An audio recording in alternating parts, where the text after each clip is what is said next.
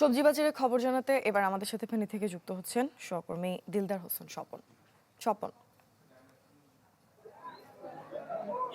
জি, আমি এখন রয়েছি ফেনী শহরের দাউদপুর খাজা আহমদ পৌর তরকারি আড়তে।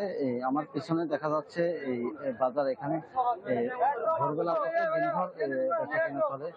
এখানে পাইকারি আড়ত, এখান থেকে নিয়ে খুচরা বিক্রেতারা তারা বিক্রি করে থাকেন। আসলে আজকে আমরা যেটা দেখেছি, আলুর বাজার দর রয়েছে প্রতি কেজি 19 টাকা 20 টাকা। টমেটো বিক্রি করছেন তারা 40 থেকে 50 টাকা। বরবটি বিক্রি করছেন 50-60 টাকা।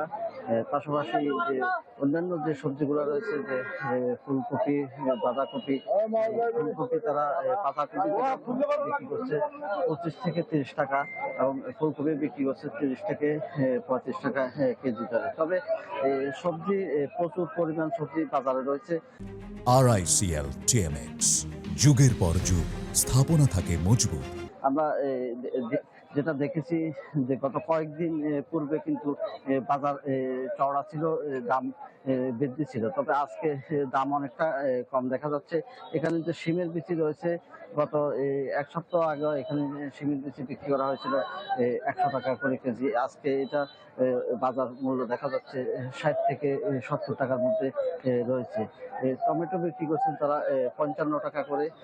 পাশাপাশি যারা শিম, যেটা বরবটি, এগুলা বিক্রি করছেন প্রায় 40-50 টাকা। বিভিন্ন রেটে তারা বিক্রি করছেন। যেহেতু এখানে এই সবজিটা বিভিন্ন এলাকা থেকে আসে, সীতাকুণ্ড, চট্টগ্রামের সীতাকুণ্ড, পাশাপাশি কুমিল্লা এবং এই অন্যান্য জেলা থেকে এখানে সবজি এসে বিক্রি করে। এখান থেকে জেলার, উপজেলা এবং গ্রামের বাজারগুলোতে বিক্রি করা হয়ে থাকে। তবে এখানে বাজার মনিটরিংটা যদি আরেকটু জোরদার করা হয়, তাহলে হয়তো দাম আর একটু কমে আসবে বলে মনে করছেন। এই ছিল আমার সর্বশেষ।